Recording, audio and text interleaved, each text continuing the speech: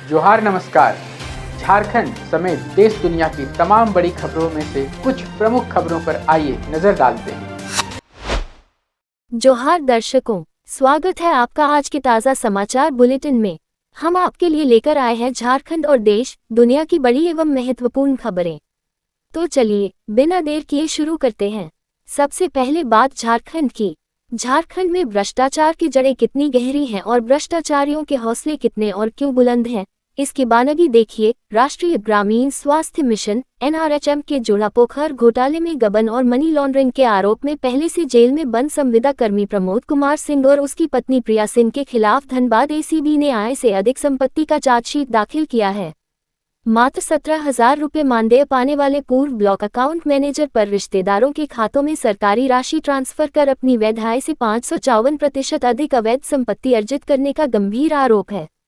प्रमोद सिंह के खिलाफ 9.39 करोड़ रुपए के घोटाले की जांच जारी है, जबकि ईडी एनफोर्समेंट डिपार्टमेंट द्वारा पूर्व में उसकी 1.63 करोड़ रुपए की संपत्ति जब्त की जा चुकी है और वह फरवरी 2025 से न्यायिक हिरासत में बंद है।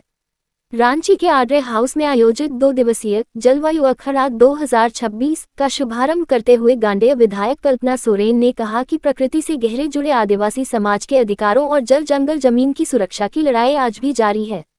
समारोह के दौरान अधिकारियों ने बढ़ती जनसंख्या, अंधाधुंध कटाई और अत्यधिक खनन के कारण प्राकृतिक संसाधनों पर मंडराते संकट तथा आजीविका पर इसके प्रभाव को लेकर चिंता व्यक्त की। कार्यक्रम में वक्ताओं ने अखाड़ा को सामूहिक संवाद और समाधान का प्रतीक बताते हुए कहा कि अपनी दैनिक आदतों और जीवन शैली में बदलाव लाकर ही पर्यावरण संरक्षण एवं समृद्ध झारखंड के लक्ष्य को पाया जा सकता है। झारखंड सरकार ने युवाओं को फिल्म और टेलीविजन क्षेत्र में प्रशिक्षित करने के लिए झारखंड फिल्म डेवलपमेंट कॉरपोरेशन और SRFTI कोलकाता के बीच MOU पर हस्ताक्षर किए हैं, जिसके तहत JFTI के माध्यम से साउंड, डायरेक्शन और एनिमेशन जैसे कोर्स कराए जाएंगे। मुख्यमंत्री हेमंत सोरेन ने जे नाची से बाची का जिक्र करते हुए कहा कि राज्य में कला और खूबसूरत लोकेशंस की अपार संभावनाएं हैं और JFTI स्थानीय प्रतिभाओं को निखारकर फिल्मों व OTT के लिए तैयार करेगा। इस अवसर पर मुख्यमंत्री ने बीजू टोप्पो, निरंजन कुजूर और रविराज मुर्मू जैसे राष्ट्रीय पुरस्कार विजेता झारखंडी फिल्मकारों को सम्मानित भी किया। झारखंड में प्रतियोगी परीक्षाओं में फर्जीवाड़े के खिलाफ बड़ी कार्रवाई करते हुए CID ने पोड़ैयाहाट के प्रखंड आपूर्ति पदाधिकारी अभय कुमार तिवारी को गिरफ्तार किया है। आरोपी पर संगठित सिंडिकेट के जरिए JSSC, CGL और PGTTCE जैसी 4 से अधिक बड़ी परीक्षाएं फर्जी तरीके से पास करने का आरोप है और उसके ठिकाने से 5 लाख रुपए नकद बरामद हुए हैं। शिकायत मिलने के बाद देर रात की गई इस छापेमारी के बाद CID आरोपी से गहन पूछताछ कर परीक्षा सिंडिकेट से जुड़े पूरे नेटवर्क का खुलासा करने में जुटी है। झारखंड लोक सेवा आयोग JPSC ने परीक्षा संचालन में गड़बड़ी और सरकारी निर्देशों का हवाला देते हुए झारखंड संयुक्त सिविल सेवा मुख्य लिखित परीक्षा 2025 समेत कुल 9 परीक्षाओं को अगली सूचना तक स्थगित कर दिया है। आयोग ने स्पष्ट किया है कि 25 से 27 जुलाई 2026 के बीच रांची में प्रस्तावित सिविल सेवा मुख्य परीक्षा और अन्य आगामी परीक्षाओं की नई तिथियों का कार्यक्रम बाद में आधिकारिक वेबसाइट पर जारी किया जाएगा। यह फैसला परीक्षा में कथित धांधली और भ्रष्टाचार के आरोपों को लेकर छात्रों व विभिन्न संगठनों के भारी विरोध प्रदर्शन के बीच आया है।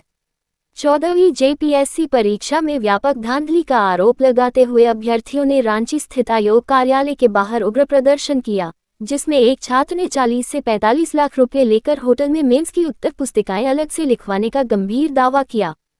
प्रदर्शनकारियों ने कट ऑफ जारी न करने, विवादित प्रश्नों के उत्तरों में पारदर्शिता की कमी और परीक्षा संचालन में ब्लैकलिस्टेड एजेंसी को शामिल करने जैसे आरोप लगाते हुए संपूर्ण मामले की स्वतंत्र एवं न्यायिक जांच की मांग की। यद्यपि छात्रों का आरोप है कि अनियमितताओं के कारण 152 सही उत्तर दर्ज करने वाले योग्य अभ्यर्थी भी चयन से वंचित रह गए, किंतु JPSC अथवा किसी आधिकारिक जांच एजेंसी द्वारा इन आरोपों और दावों की पुष्टि किया जाना अभी बाकी है। JPSC परीक्षा में कथित गड़बड़ी और CID की छापेमारी के बाद अध्यक्ष खियांग्ते ने अपने पद से इस्तीफा दे दिया है, जिसे राज्यपाल ने स्वीकार कर लिया है। पूर्व मुख्य सचिव रहे खियांग्ते का कार्यकाल अक्टूबर 2026 तक था, लेकिन JSSC द्वारा ब्लैकलिस्टेड एजेंसी TDPL से JPSC में परीक्षा कार्य कराने व भारी अनियमितता के आरोपों के बाद उन्हें यह फैसला लेना पड़ा। मुख्यमंत्री को मिल रही शिकायतों के बाद एक्शन में आईसीआईडी की टीम उप परीक्षा नियंत्रक और एजेंसी के कर्मचारियों समेत 8 लोगों को हिरासत में लेकर गहन पूछताछ कर रही है। दुमका स्थित पीएम श्री जवाहर नवोदय विद्यालय जेएनवी हंसडीहा में 3 दिवसीय प्री सुब्रोतो कप राष्ट्रीय फुटबॉल प्रतियोगिता 2026 का भव्य शुभारंभ हुआ, जिसमें देश भर के 10 संभागों की टीमों ने हिस्सा लिया। जामा विधायक डॉक्टर लुइस मरांडी ने ध्वजारोहण, सांस्कृतिक प्रस्तुतियों, मशाल प्रज्वलन और खिलाड़ियों को शपथ दिलाकर प्रतियोगिता का विधिवत उद्घाटन किया। मुख्य अतिथि और विद्यालय समिति के अधिकारियों ने खेल को युवाओं के व्यक्तित्व विकास और अनुशासन के लिए महत्वपूर्ण बताते हुए सभी प्रतिभागी खिलाड़ियों को शुभकामनाएं दी। हजारीबाग के उत्क्रमित उच्च विद्यालय चंपाडीह में पिछले 10 वर्षों से सड़क न होने के कारण बच्चे और शिक्षक कीचड़ भरे रास्तों पर नंगे पैर चलने और जोखिम उठाने को मजबूर हैं। बीते वर्ष प्रशासनिक अधिकारियों और जनप्रतिनिधियों की बैठक में वैकल्पिक मार्ग और गार्ड वॉल बनाने का वादा किया गया था, लेकिन 1 साल बीत जाने के बाद भी धरातल पर कोई काम नहीं हुआ। समस्या से परेशान शिक्षकों द्वारा उपायुक्त डीसी से गुहार लगाने के बाद बीडीओ ने दावा किया है कि डीएमएफटी मद से स्वीकृति मिल गई है और 1 महीने में टेंडर प्रक्रिया पूरी कर निर्माण कार्य शुरू कर दिया जाएगा। झारखंड हाईकोर्ट ने रांची के ऐतिहासिक जगन्नाथपुर मंदिर के संचालन व प्रबंधन के लिए धार्मिक न्यास बोर्ड द्वारा पेश नई योजना पर सभी पक्षों से जवाब व सुझाव मांगे हैं। अदालत ने मंदिर की नियमित गतिविधियों और रखरखाव हेतु उपायुक्त को हर माह 30,000 रुपये फंड से देने का निर्देश दिया, जिसका साप्ताहिक खर्च ब्यौरा समिति को देना होगा। राज्य सरकार ने कोर्ट को सूचित किया कि मंदिर की सुरक्षा के लिए 24 घंटे पर्याप्त पुलिस बल तैनात कर दिया गया है और अब अगली सुनवाई में प्रबंधन की अंतिम योजना तय होगी। झारखंड हाईकोर्ट ने राज्य भर में खुलेआम कटे हुए मांस की बिक्री पर सख्त रुख अपनाते हुए सरकार को नियमावली तैयार करने के लिए समय दिया है और संबंधित सचिव को 20 अगस्त तक एफिडेविट दाखिल करने का निर्देश दिया है। राज्य सरकार ने अदालत को सूचित किया कि स्लॉटर हाउस और मांस बिक्री के नियमन का ड्राफ्ट तैयार कर वित्त विभाग को भेजा गया है, जिसे कैबिनेट की मंजूरी के बाद लागू किया जाएगा। जनहित याचिका में खुले में मांस बेचे जाने को स्वच्छता के मानकों और सुप्रीम कोर्ट की गाइडलाइंस के विपरीत बताते हुए सार्वजनिक स्वास्थ्य की रक्षा के लिए ठोस कदम उठाने की मांग की गई है। झरिया के सामुदायिक स्वास्थ्य केंद्र की मेडिकल टीम ने शहीद शशिकांत के घर पहुंचकर परिजनों की स्वास्थ्य जांच की और बीमारियों का पता लगाने के लिए 6 लोगों के रक्त के नमूने लैब भेजे। टीम ने घर के जल स्रोतों की जांच कर लार्वानाशी दवा का छिड़काव किया और मानसून के दौरान डेंगू, मलेरिया व चिकनगुनिया जैसी बीमारियों से बचाव के उपाय बताए। प्रभारी चिकित्सा अधिकारी ने बताया कि सीएचसी झरिया जोरापोखर द्वारा 1 जुलाई से लगातार एंटी लावा छिड़काव व जागरूकता अभियान चलाया जा रहा है ताकि मच्छर जनित बीमारियों के खतरे को रोका जा सके। 14वीं जेपीएससी परीक्षा परिणाम में कथित धांधली और भ्रष्टाचार के विरोध में भारतीय जनता युवा मोर्चा भाजयुमो ने जेपीएससी कार्यालय का घेराव कर परिणाम रद्द करने और पूरे मामले की केंद्रीय जांच एजेंसी सीबीआई जांच की मांग की। भाजयुमो प्रदेश अध्यक्ष शशांक राज ने संस्था की विश्वसनीयता पर सवाल उठाते हुए कहा कि यदि प्रक्रिया पारदर्शी थी तो जेपीएससी चेयरमैन को इस्तीफा क्यों देना पड़ा और राज्य सरकार की सीआईडी जांच को महज आइवश करार दिया। प्रदर्शनकारियों ने अभ्यर्थियों को आरटीआई के तहत उत्तर पुस्तिकाएं न देने और नियमित परीक्षा कैलेंडर न होने पर नाराजगी जताते हुए मांगे पूरी होने तक आंदोलन जारी रखने की चेतावनी दी। मुख्यमंत्री हेमंत सोरेन के गृह जिले में प्रशासनिक व्यवस्था है पूरी तरह चरमराई हुई। रामगढ़ के गोला अंचल कार्यालय में औचक निरीक्षण के दौरान फाइलों के रखरखाव में भारी लापरवाही और काम की धीमी रफ्तार देखकर डीसी ऋतुराज ने कड़ा रुख अपनाते हुए एक कर्मचारी को निलंबित कर दिया तथा सीओ समेत सभी कर्मियों के वेतन पर रोक लगा दी। डीसी ने म्यूटेशन, जाति आय प्रमाण पत्र और पंजी 2 के डिजिटाइजेशन जैसे कार्यों को तेजी से अप टू डेट करने का सख्त निर्देश दिया। साथ ही राजस्व वसूली का लक्ष्य पूरा करने के लिए विशेष कैंप लगाने के आदेश दिए। उन्होंने चेतावनी दी कि आम जनता को अपने काम के लिए दफ्तर के चक्कर न काटने पड़े और तय समय सीमा के भीतर जनहित से जुड़े मामलों का पारदर्शी व त्वरित निपटारा सुनिश्चित किया जाए। सीआईएसएफएन के पिपरवार यूनिट ने अचानक आए हार्ट अटैक से मृत बोलेरो चालक रविंद्र राम के शोकाकुल परिवार को 1.62 लाख रुपये की स्वैच्छिक आर्थिक सहायता प्रदान कर मानवीय संवेदना की अनूठी मिसाल पेश की है। बुधवार को आयोजित एक कार्यक्रम में डिप्टी कमांडेंट अजय पांडेय ने मृतक की पत्नी मंजू देवी को इस सहयोग राशि का चेक सौंपा और दुख की इस घड़ी में हर संभव साथ खड़े रहने का भरोसा जताया। परिजनों द्वारा रोजगार की गुहार लगाए जाने पर अधिकारी ने मृतक के पुत्र को वाहन चालक के रूप में काम दिलाने का आश्वासन दिया, जिससे संकटग्रस्त परिवार को भविष्य के प्रति एक बड़ा सहारा मिला है। मैक्लुस्कीगंज स्थित लिटिल स्टार अकेडमी में राष्ट्रीय ध्वज अंगीकरण दिवस देशभक्ति और उत्साह के साथ मनाया गया, जिसमें विद्यार्थियों ने सांस्कृतिक प्रस्तुतियों और पिरामिड के जरिए तिरंगे के प्रति सम्मान व्यक्त किया। कार्यक्रम के दौरान प्राचार्य और शिक्षकों ने विद्यार्थियों को राष्ट्रध्वज के महत्व तथा एकता और अखंडता की रक्षा के प्रति जागरूक करते हुए सदैव जिम्मेदार नागरिक बनने का आह्वान किया। डिकरा स्थित विद्या विकास केंद्र हाई स्कूल का पिछले 25 साल का रिकॉर्ड गायब होने के कारण कई पूर्व छात्र मैट्रिक के मूल प्रमाण पत्र के लिए परेशान हैं, जिससे उन्हें नौकरी और अन्य कार्यों में भारी दिक्कत आ रही है। स्कूल स्थानांतरण और प्रबंधन की लापरवाही के बाद रिकॉर्ड उपलब्ध न होने पर एक अभिभावक ने थाने में लिखित शिकायत दर्ज कराई है, जिसके बाद पुलिस से पुराने बंद परिसर से अभिलेख बरामद करने का अनुरोध किया गया है। अब देखिए राष्ट्रीय एवं अंतर्राष्ट्रीय सुर्खियां। अमेरिकी राष्ट्रपति डोनाल्ड ट्रंप ने चेतावनी दी है कि स्ट्रेट ऑफ होर्मुज में किसी भी जहाज पर हमला होने पर अमेरिका सीधे ईरान के भीतर पुल या पावर प्लांट जैसे अहम ठिकानों को तबाह कर देगा। दूसरी ओर, ईरान ने अमेरिका पर अंतर्राष्ट्रीय कानूनों के उल्लंघन और परमाणु ठिकानों को धमकी देने का आरोप लगाते हुए लारक द्वीप पर हुए कथित अमेरिकी मिसाइल हमले के बाद कड़ा पलटवार करने की बात कही है। ईरानी विदेश मंत्रालय ने आईएईए जैसी अंतर्राष्ट्रीय संस्थाओं की भूमिका पर सवाल उठाते हुए स्पष्ट किया है कि देश की जनता अपनी संप्रभुता और राष्ट्रीय सुरक्षा की रक्षा के लिए पूरी तरह एकजुट है। अमेरिकी राष्ट्रपति डोनाल्ड ट्रंप द्वारा ईरान के नतांज परमाणु केंद्र के पास स्थित पिकैक्स माउंटेन पर हमले की धमकी और दोनों देशों के बीच लगातार जारी हवाई हमलों से मिडिल ईस्ट में व्यापक युद्ध का खतरा बढ़ गया है। रणनीतिक रूप से महत्वपूर्ण स्ट्रेट ऑफ होर्मुज में ईरान द्वारा तेल टैंकर पर हमले और नियंत्रण बनाए रखने की कोशिशों के कारण वैश्विक कच्चे तेल और प्राकृतिक गैस की आपूर्ति गंभीर रूप से प्रभावित होने की आशंका है।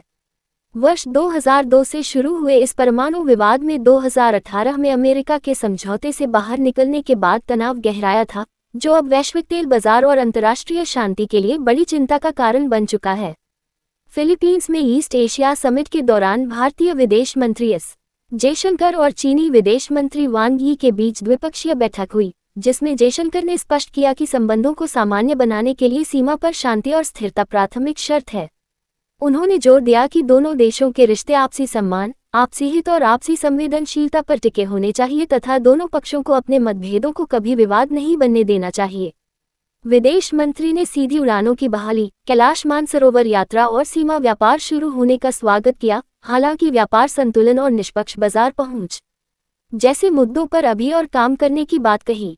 मेदांता अस्पताल में भर्ती सोनम वांगचुक ने अपने अनशन के 25वें दिन वीडियो संदेश जारी कर कहा कि वे अब भी जिंदा हैं और 11 किलो वजन घटने के बावजूद छात्रों पर पुलिस बर्बरता के विरोध में उनका अनशन जारी है। उन्होंने 65 सांसदों द्वारा अनशन तोड़ने की अपील का सम्मान करते हुए स्पष्ट किया कि यदि सरकार छात्रों पर बल प्रयोग न करने और उन पर दर्ज झूठी एफआईआर वापस लेने का ठोस आश्वासन देती है, तो वे आज ही अनशन समाप्त कर देंगे।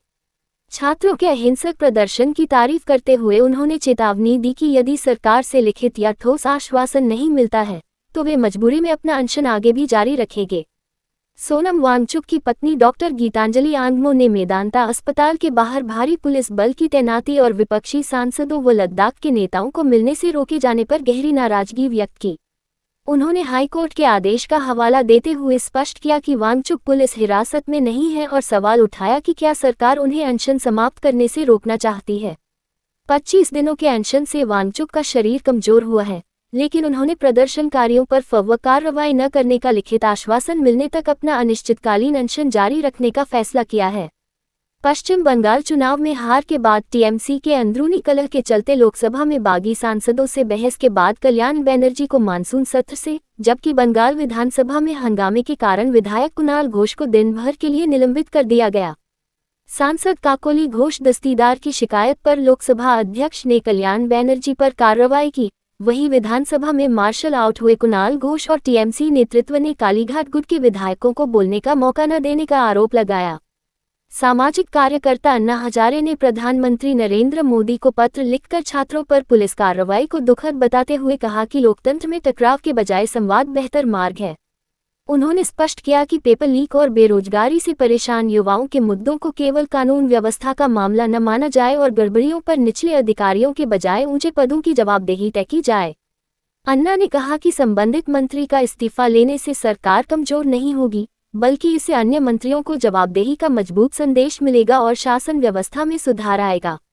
नीट पेपर लीक के विरोध में आयोजित संसद चलो प्रदर्शन में हुई हिंसा की निष्पक्ष जांच के लिए दिल्ली हाईकोर्ट में जनहित याचिका दायर कर मामला न्याय या किसी विशेषज्ञ एजेंसी को सौंपने की मांग की गई है। अखिल भारत हिंदू महासभा के पूर्व उपाध्यक्ष सतीश अग्रवाल द्वारा दायर इस याचिका में प्रदर्शन के दौरान राजनीतिक दखल, विदेशी फंडिंग, सोनम वांगचुक के संबंधों और अरुंधति रॉय के बयानों की गहन जांच का अनुरोध किया गया है। याचिका में तर्क दिया गया है कि शांतिपूर्ण प्रदर्शन के नाम पर पथराव, एम्बुलेंस रोकने और सार्वजनिक संपत्ति को नुकसान पहुंचाने की घटना को राष्ट्रीय सुरक्षा के दृष्टिकोण से जांचना आवश्यक है।